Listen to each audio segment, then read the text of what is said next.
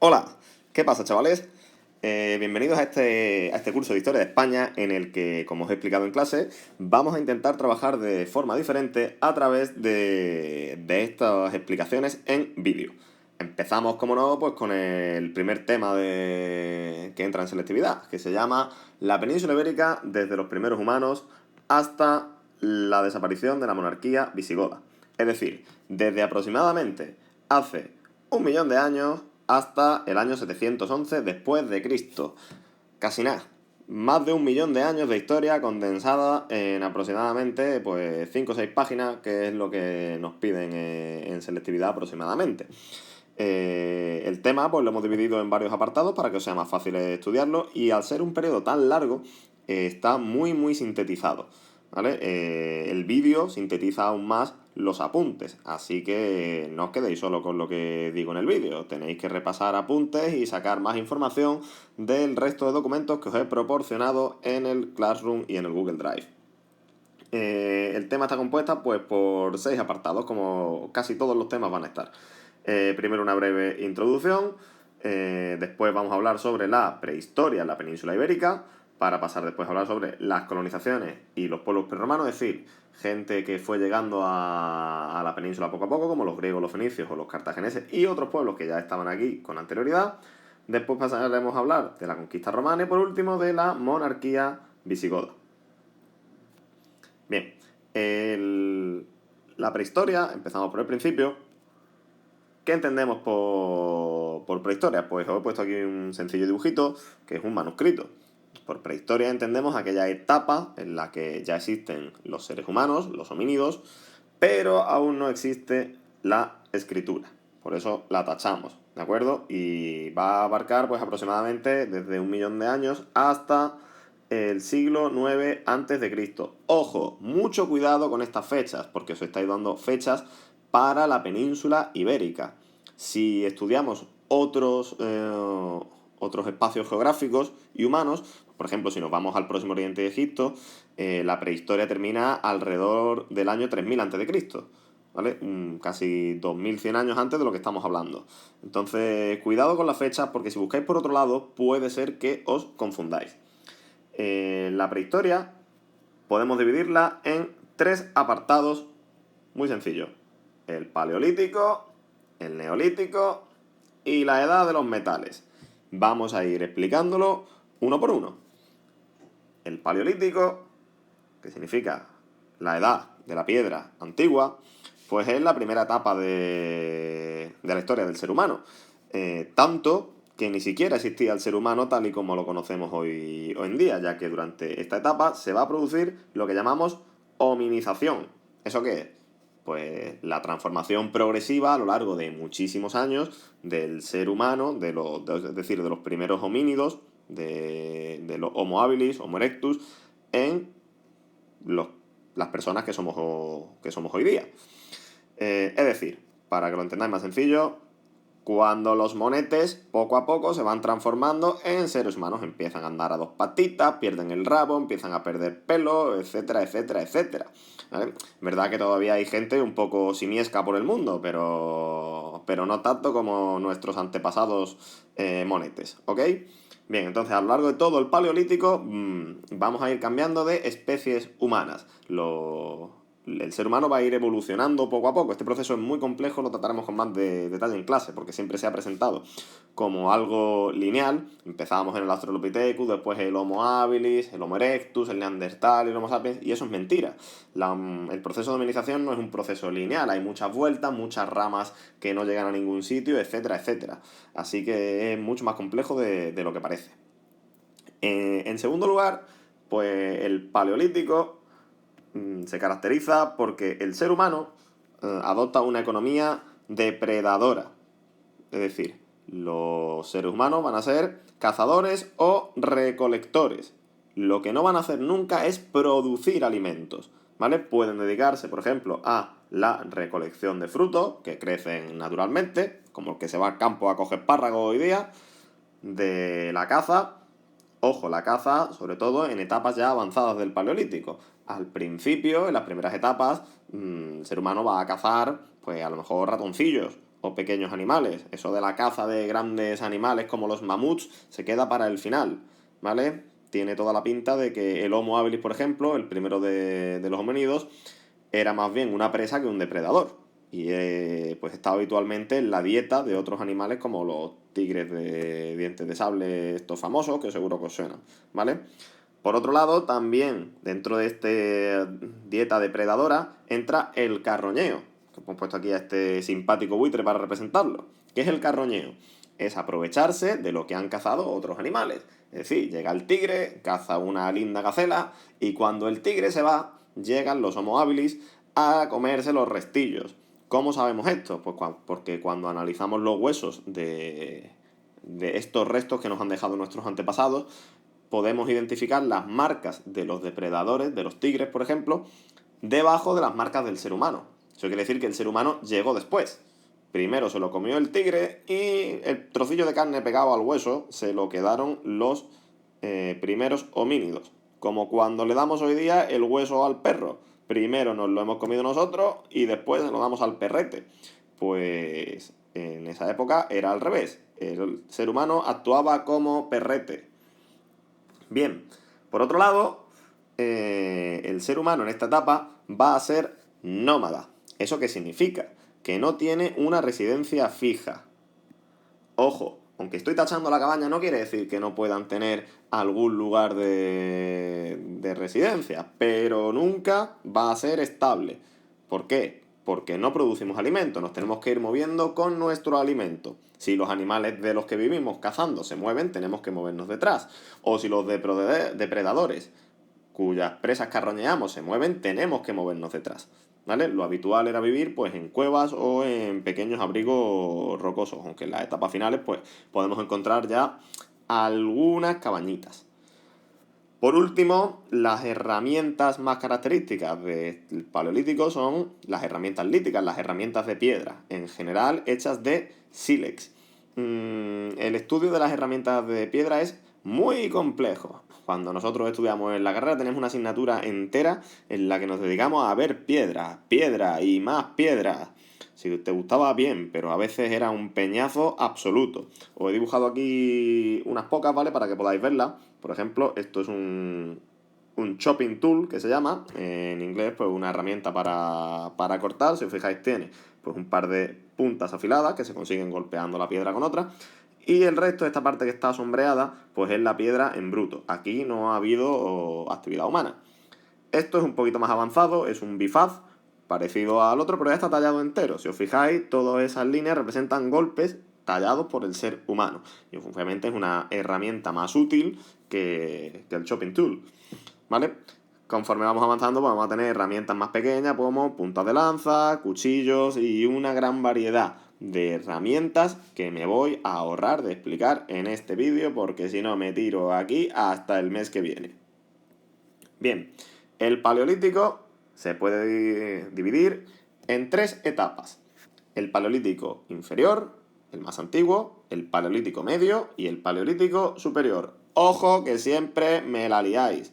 El inferior es el primero y va subiendo, ¿vale? Que luego siempre me acabáis poniendo alguno, el Paleolítico superior al principio y el Paleolítico inferior al final. No, el inferior, el de abajo, el más antiguo, ¿ok?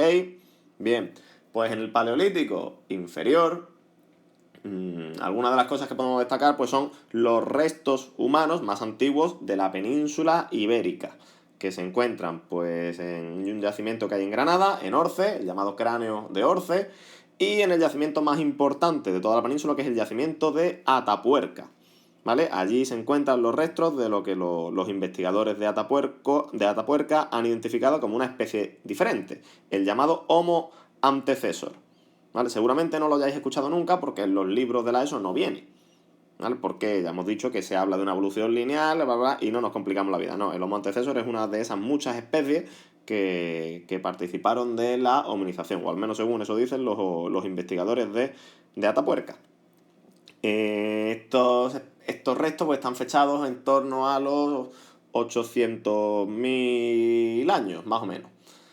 Bien, durante el Paleolítico Medio, el protagonista va a ser ya el Homo sapiens de Neandertal o Neandertal a secas. El Neandertal es un dead end, es decir, es una vía muerta. El Neandertal no dio lugar al Homo sapiens actual. El Neandertal se extinguió, es una especie que no continuó evolucionando, ¿vale? Y lo más destacado del Neandertal, pues es quizás que podemos encontrar los primeros restos de culto funerario. Eso quiere decir que tenían ya una capacidad mental superior, como para poder asociar para poder crear un mundo religioso, un mundo espiritual, en el que hay que enterrar a los muertos para probablemente facilitarles un pasaje hacia otra vida.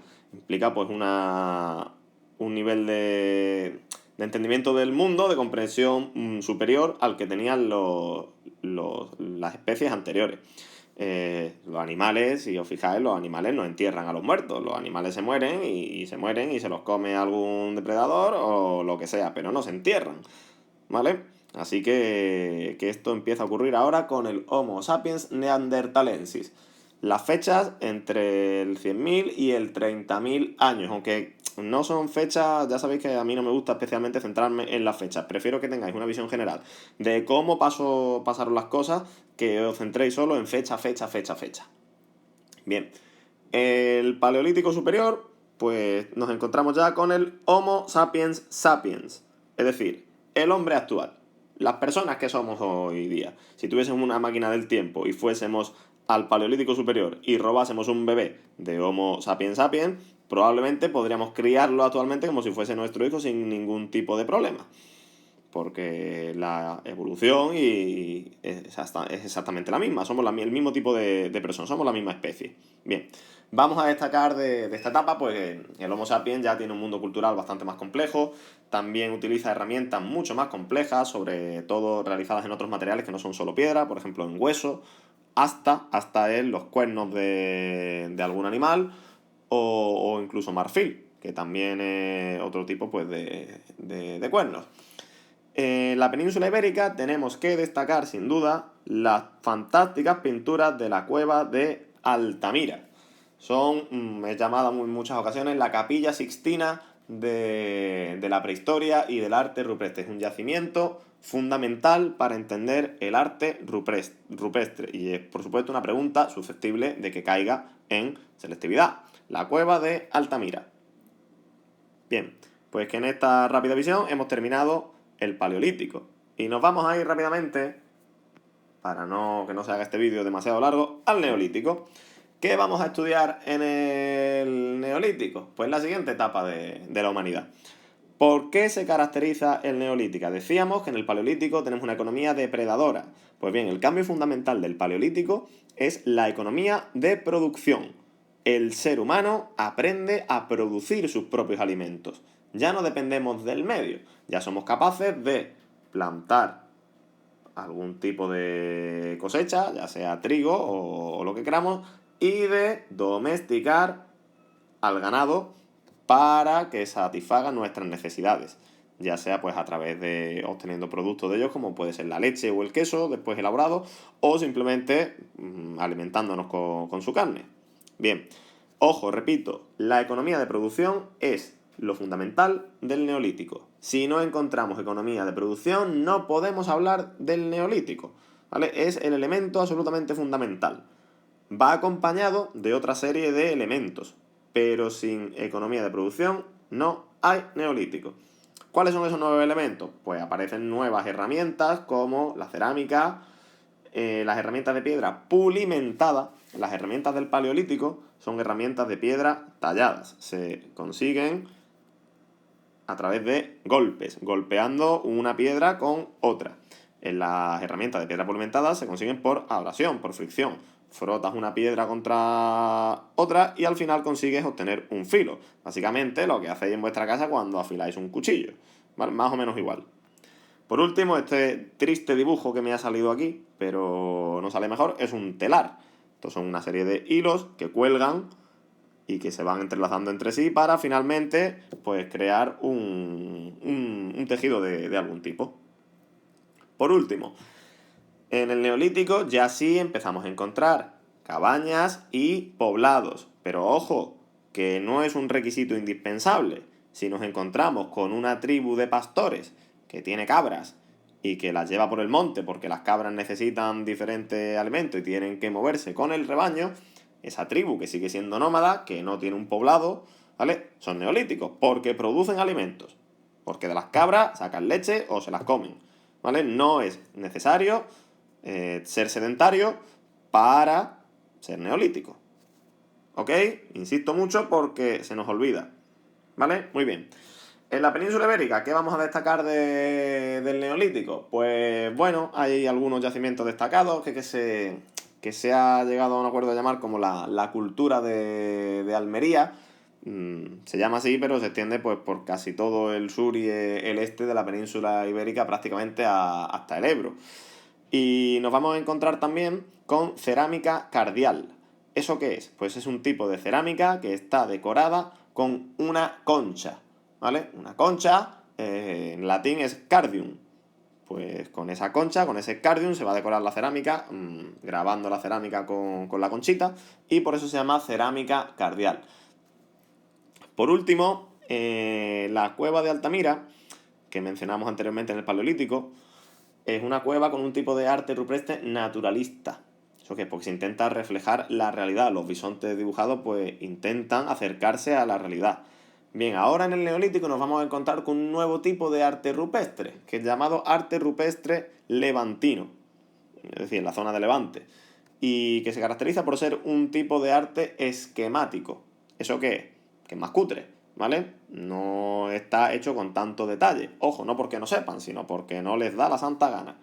¿Vale? Pues las personas están representadas así con el típico monigote que aprendisteis a dibujar en primaria. Y los animales más o menos igual. Es mucho más sencillo que el arte de las cuevas de Altamira. ¿Vale? Bien, y sin más dilación nos vamos a pasar a la edad de los metales. Tercera y última etapa de la prehistoria. ¿Qué tenemos en la edad de los metales? Pues se divide a su vez en tres etapas. El calcolítico o edad del cobre, la edad del bronce y por último la edad del hierro. La edad de los metales obviamente se llama así porque el hombre empieza a trabajar el metal, empieza a fabricar herramientas de metal. Durante el Calcolítico, en la península ibérica, pues son muy importantes una serie de yacimientos, del cual el más destacado es el llamado de los Millares, en Almería también. Este poblado de los Millares, pues un poblado normalmente fortificado, con viviendas circulares y como cosa curiosa suele haber grandes enterramientos, grandes necrópolis externas a los poblados. También muy destacable de este neolítico son los monumentos megalíticos. ¿Eso qué es? Pues como su propio nombre indica, si alguno habéis dado latín, mega, grande, litos, piedra. ¿Vale? Es un tipo de construcción que se realiza con piedras muy grandes. A alguno le dio la neura un día, se levantó y dijo, traed pedrolos gordos que vamos a montar aquí una movida que flipas. ¿Vale? Famosos megalitos de España y especialmente de Andalucía, los dólmenes de Antequera. Seguro que si habéis estudiado en Málaga o en alguna provincia de los alrededores, os han llevado de excursión a los dólmenes de Antequera. ¿Vale? Bien. Por último, también podemos destacar en el Calcolítico la llamada cultura del vaso campaniforme. ¿Eso qué es? Pues una cultura que se caracteriza por la existencia de un vaso que tiene forma de campana del revés. Si le dais la vuelta aquí a este fantástico dibujillo, no es gran cosa, pero creo que se entiende de sobra. ¿Vale? Si le da la vuelta a 180 grados, nos encontramos con una campana. Din don, din don, din don. ¿Ok? Bien. Para ir terminando con la prehistoria, en la edad del cobre, la edad del bronce, pues supone un nuevo avance en el trabajo del metal, porque el bronce no es un metal que se encuentre por sí mismo en la naturaleza, es una aleación de cobre y estaño de otros dos metales. El ser humano descubre que mezclando estos dos metales obtienen algo nuevo, que es más resistente que cualquiera de los dos por separado. Bien, el yacimiento peninsular más destacado va a ser el de El Argar, que también está situado en Almería. Y tiene una cosa muy curiosa, que es que los enterramientos se realizan dentro de las propias casas. Hay algunos investigadores que han querido vincularlo como una especie de culto funerario a los antepasados. No hay ninguna prueba fehaciente de ello, así que pues lo dejamos ahí, ¿vale? Por último, en la Edad del Hierro van a llegar una serie de pueblos indoeuropeos a la península ibérica. ¿Eso qué significa? Pueblos que vienen pues de la zona de la India, cruzando por Europa, etcétera, etcétera, ¿vale? Y van a introducir en la península la metalurgia del hierro. Es decir, en la península ibérica el trabajo del hierro va a llegar porque vienen otros pueblos de fuera que ya lo conocen, ¿vale? También en esta etapa se va a extender por la península pues la llamada cultura de los campos de urnas, que se caracteriza pues por una serie de enterramientos, de necrópolis, en la que los muertos cremados, ojo, no incinerados, la cremación es un proceso un poco menor que la incineración, se quema el cuerpo, pero no a la temperatura suficiente como para que se haga cenizas. Entonces, los restos que nos quedan chamuscados se machacan y se introducen dentro de una urna, y esa urna se entierra, ¿vale?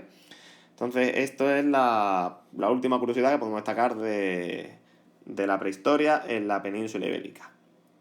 A partir de la Edad del Hierro y dentro de la propia Edad del Hierro en la península ibérica, a partir del si la Edad del Hierro empieza en el año 1200 aproximadamente en nuestro territorio, a partir del siglo IX nos vamos a encontrar con una curiosidad, es que empiezan a llegar a la península pueblos externos, pueblos más avanzados que los que ya vivían aquí, como por ejemplo los fenicios, los griegos o los cartagineses.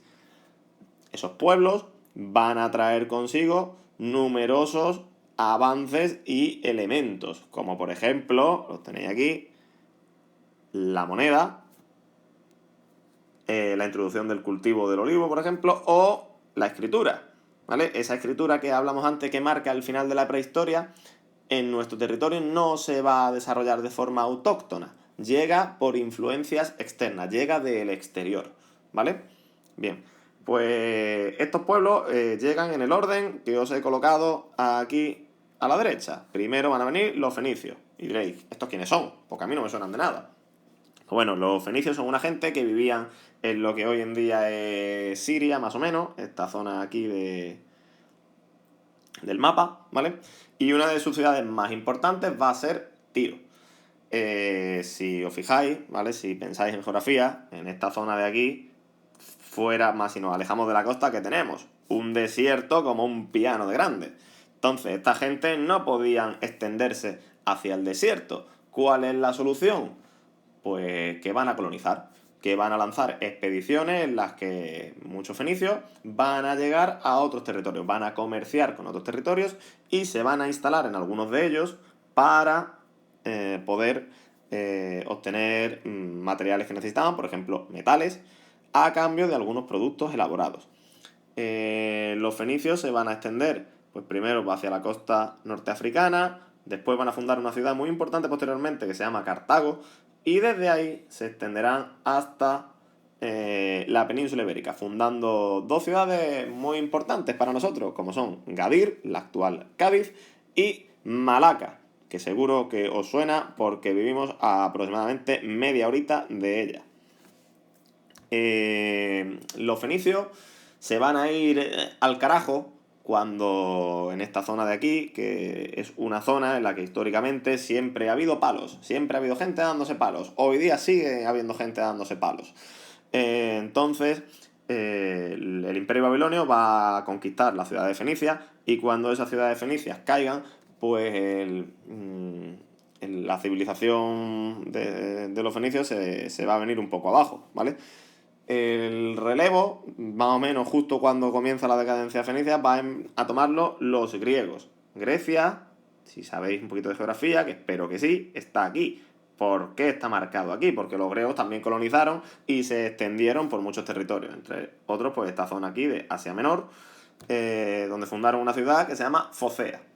Desde Focea van a salir muchos colonizadores que van a llegar a Sicilia, desde Sicilia van a seguir llegando por el Mediterráneo hasta que desde la costa francesa y el norte de la península ibérica funden una ciudad llamada Emporium. Desde ahí pues seguirán expandiéndose por la península, fundando otras ciudades que no voy a mencionaros para no complicaroslo, ¿vale? Por último, pues vamos a hablar de Cartago. Está más o menos donde hoy está Túnez y era una colonia fenicia, pero claro, hemos dicho que los fenicios se van al carajo cuando son conquistados por los babilonios. Entonces, Cartago va a tomar el relevo. Como buen hijo de los fenicios, va a decir, pues ahora me quedo yo con el negociaco que tenía esta gente montado en el Mediterráneo occidental. Lo cual incluye, pues, algunas zonas en Sicilia, la península ibérica, etc. ¿Vale?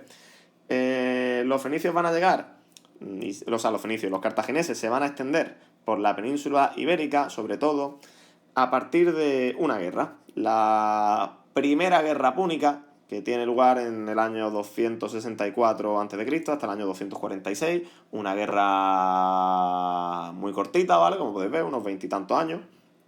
Y en esa guerra, a los fenicios, a los cartagineses les va a venir una soberana patada en el culo de parte del imperio, bueno, todavía no es el imperio, pero de lo que posteriormente va a ser el imperio romano. Roma va a echar a patadas a los fenicios de Sicilia, que era uno de los lugares más importantes para ellos. ¿Qué hacen los cartagineses cuando los echan de Sicilia? Dicen, bueno, pues vámonos para otro sitio. Y van a iniciar una gran conquista en la península ibérica.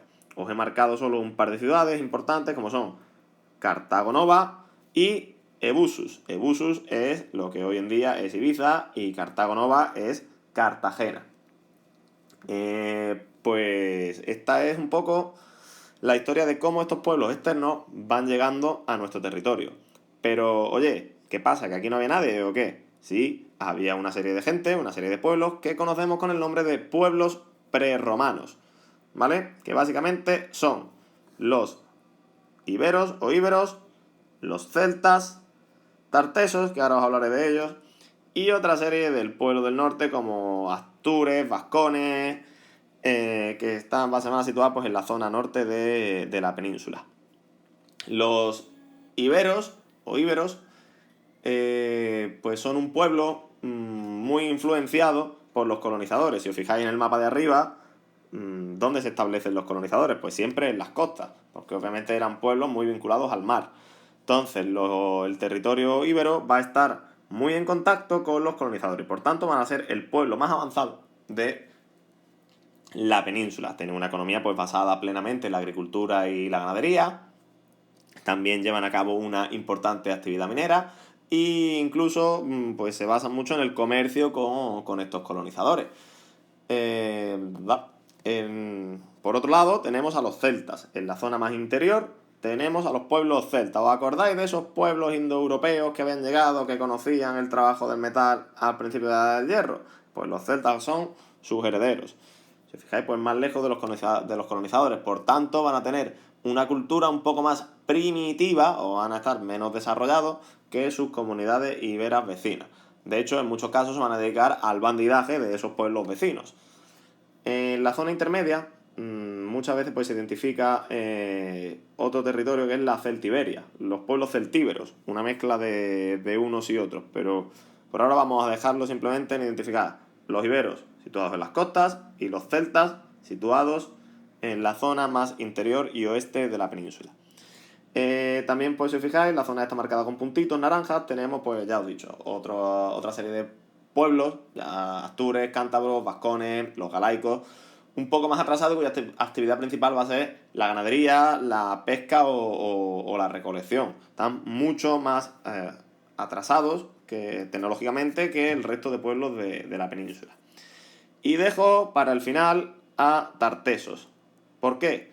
Pues según algunos autores griegos, pues en la península ibérica existía un reino muy rico y muy poderoso, el reino de Tartesos, que comerciaba y era pues la hostia, ¿vale? Bien, el caso es que pues las investigaciones posteriores nos han demostrado un poco que es difícil encontrar a Tartesos, que la existencia de esta civilización se pone muy en duda. Tenemos algunos restos arqueológicos que se le atribuyen, pero no está del todo claro qué era Tartesos, qué no era, si existía o no. Probablemente el nombre de Tartesos se lo pusieron los griegos y no nos queda nada claro ahora mismo con las evidencias arqueológicas que tenemos de qué era exactamente. Estaba situado supuestamente por aquí en la zona de Huelva y su influencia llegaba a toda esta zona que hemos marcado dentro de la línea discontinua azul. ¿Ok? Bien, pues estos son todos los pueblos que habitaban en la península ibérica antes de la llegada de Roma. Aquí he hecho un par de maravillosos dibujitos, ¿vale? Dentro de mis limitaciones. Pues este es el llamado bronce Carriazo, lo tenéis en los documentos, atribuido a Tartesos. La dama de Elche, esta seguro que la conocéis, es muy famosa, esta que lleva así como el peinado en modo ensaimada, que sirvió de inspiración para diseñar al personaje de la princesa Leia en Star Wars. Espero que hayáis visto Star Wars, por Dios, las 3 primeras películas. Y por último, pues esto es una espada íbera, una falcata ibérica, ¿vale? El arma más tradicional y típica de los íberos. Y bien, pues con esto vamos a dejar este primer vídeo. Nos faltan todavía 2 apartados, que son la Hispania romana y la Hispania visigoda, pero eso lo vamos a ver en el próximo vídeo, porque si no, este vídeo se hace demasiado largo, luego no se sube al YouTube, tarda un montón, y vosotros estáis ya hasta las narices de escucharme. Así que, bueno, espero que haya quedado claro, que os guste esta nueva forma de dar las clases, y por tanto, que aprendáis más y mejor. Ya me vais contando si lo seguimos haciendo o no. Hasta la próxima.